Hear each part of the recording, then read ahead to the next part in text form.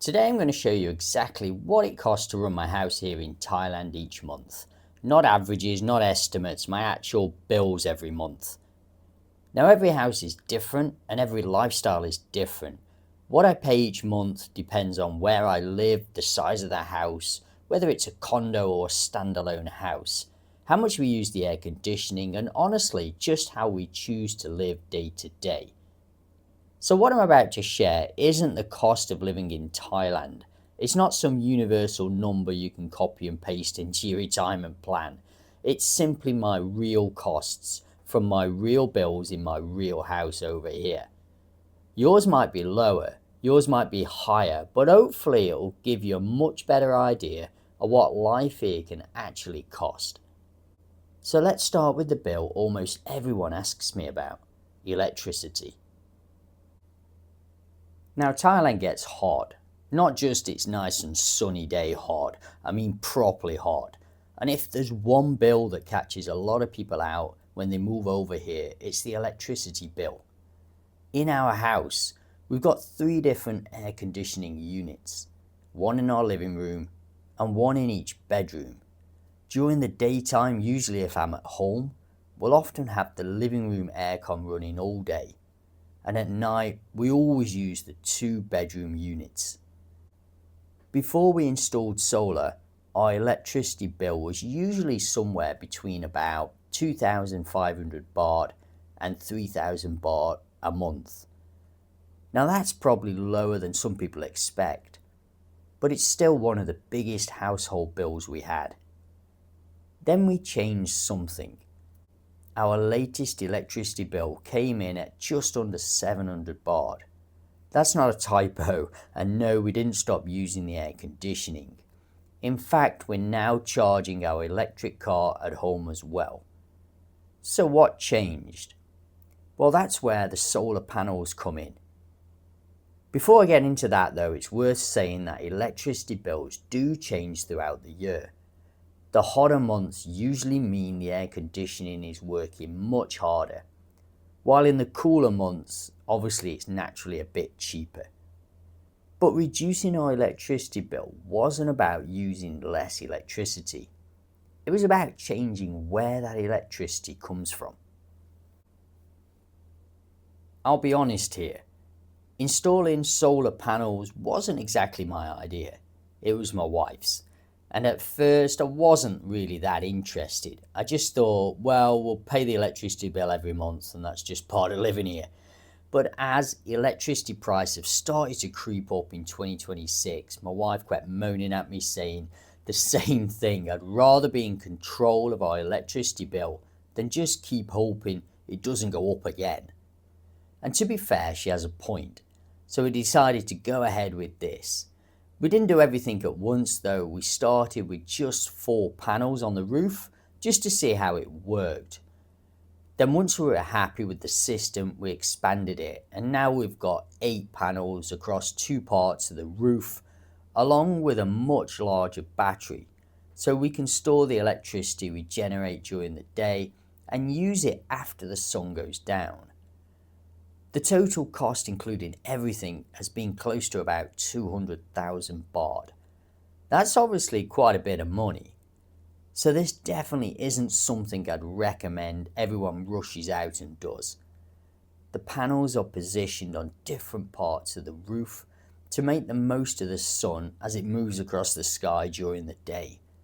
Of course, it's not perfect. While we're filming this, during the rainy season now, so naturally the system isn't producing as much electricity as it will during the hot, sunny months. That's just the reality of solar. It's something we're going to be watching quite closely over the next few months, because to be honest, it's still relatively new for us, so we're learning as we go. But based on what we've seen so far, we're really pleased with it. Our electricity bill has dropped dramatically, and there's something quite reassuring about knowing you're generating a lot of your own power instead of relying completely on the grid. Would I do it again? Yes, but only if I knew I was planning to stay here for quite a few years. I think solar is a long-term investment. If you're only coming to Thailand for a couple of years, I'm not convinced the numbers would stack up. But if you're planning to spend the next 10, 15, 20 years here, it's definitely worth looking into. Solar wasn't the only thing that changed our monthly costs though. The next one surprised me even more. The other thing that made a noticeable difference to our monthly running cost is our electric car. Again, this wasn't something I expected to make such a difference. If we need to use a public charging station, it costs us about 300 baht for a full charge. That gives us a range on this car of about 500 kilometers, which to be honest is more than enough for most driving we're normally doing. But where it really starts to make sense is charging at home. Because now we've got solar panels, we try to charge the car during the day while the sun's shining. That means a lot of the electricity going into the car is coming from the solar system rather than the grid. So compared to filling up a petrol or diesel car, our fuel costs have dropped dramatically. Now, I'm not saying everyone should get an electric car right now, it's definitely not for everyone. And if you're planning a lot of long trips around Thailand, you do need to think about charging. The charging network here in Thailand is getting much better, and you'll find chargers at a lot of the bigger PTT service stations and in major cities. But there are still some areas where chargers are less common, and occasionally you might have to wait if they're busy. For us though, it hasn't really been a big issue. In fact, quite a few people on our street now have got electric cars, so they're definitely becoming more popular here in Thailand. Would I buy another one? Yes, I would, especially if it had solar panels again. For us, the two work really well together. Now let's move on to some of the smaller bills, the ones people don't usually think about, but they're all part of the monthly costs here living in Thailand. Water is probably the easiest bill to talk about because it's so low. Our water bill is usually around 100 baht a month. Sometimes it's a little less, sometimes it's a little more, but it really doesn't change very much. Now we don't have a swimming pool and we're not using huge amounts of water. It's mainly just the normal day-to-day things: showers, washing up, the washing machine and watering the garden. During the dry season we water the garden twice a day if not 3 times a day, so naturally the bill goes up a little bit. In the rainy season, Mother Nature does most of the watering for us. For most people thinking about retiring in Thailand, I don't think the water bill is something you'll lose sleep over. It's one of the cheapest household bills we have here.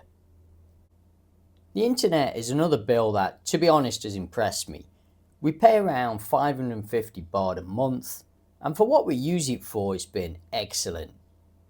Now, because I run a YouTube channel, obviously uploading videos all the time and spending a lot of time on the internet, so reliability is really important to me.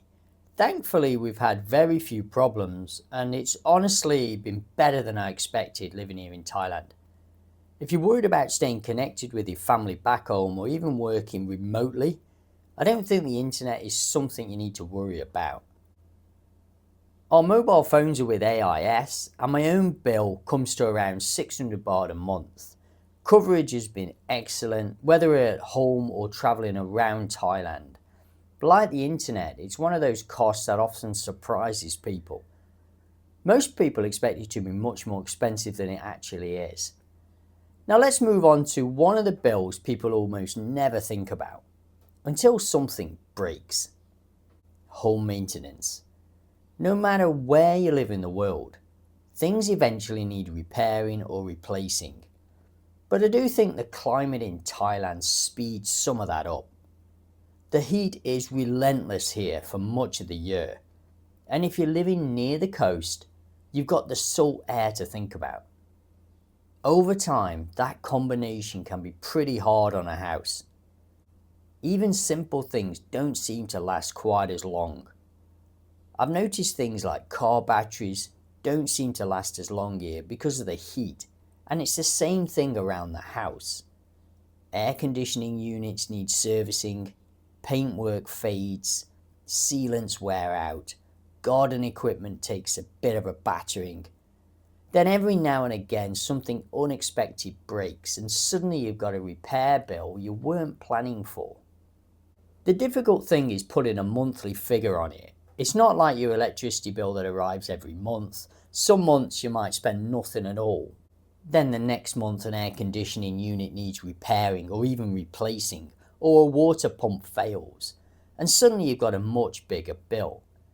So rather than thinking of it as monthly costs, I think it's better to have a maintenance fund sitting there just in case.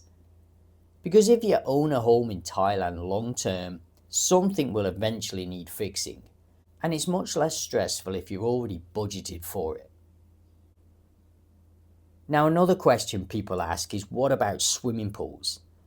Now we don't have a swimming pool here in this home, so I can't honestly tell you what one costs to run every month. But it's worth mentioning because I know a lot of people looking at retirement in Thailand are thinking about buying pool villas. Just remember that a pool isn't free. You've got the electricity to run the pump, chemicals to keep the water clean, regular maintenance, and the occasional repair when something goes wrong. I'm not saying don't buy a house with a pool. Just make sure you factor in those extra costs into your budget before you make a decision like that. Here's how everything adds up in our house in Thailand. Electricity comes in at 2,500 baht a month. Obviously it's less than that now because of solar, but most people here are not going to have solar when they initially come to Thailand. Our water bill per month is 100 baht. Our internet package at our house is 550 baht a month. And my mobile phone bill adds up to 600 baht a month. And our home maintenance allowance is 1,500 baht a month. Altogether, our real monthly running costs land somewhere around 5,250 baht a month. Obviously now our monthly costs are less than this because we've installed the solar system. What surprised me most wasn't any single bill, it was how much control we ended up having over the biggest one. Electricity used to feel like a fixed cost we just had to accept. It isn't. I think people often overestimate how expensive Thailand is when it comes to things like mobile data, water and everyday servicing. And I think people underestimate things like home maintenance, the bills that don't show up every month but absolutely show up eventually.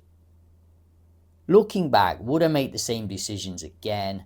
The answer is yes, but not necessarily because I can prove every decision has saved us a huge amount of money yet.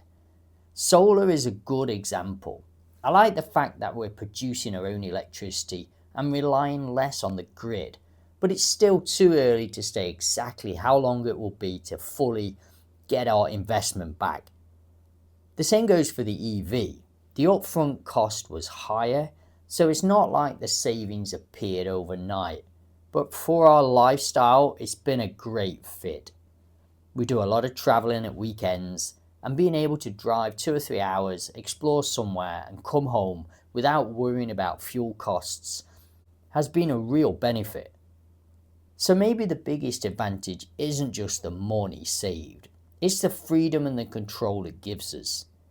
Some decisions are purely financial, others are about making everyday life better. And that's just as important. If there's one lesson from all of this, it's that this isn't really about how much house costs each month. It's about understanding your own lifestyle. Some retirees could live here for much less than what I've shown you here today. Others could easily spend much more. Thailand isn't automatically cheap. It never was. But if you make sensible choices and you're honest with yourself about the life you want to build, it can offer an incredible quality of life for a very reasonable budget. And I think that's the part some people miss. The goal isn't to find the absolute cheapest way to live. It's to create a life that works for you. Now, if you've enjoyed today's video, you'll enjoy the video in the pinned comment. You can press on the link And there's a video sharing how much it costs to retire in Thailand. I think you'll enjoy that one, guys. Thanks for watching, and I'll see you on the next one.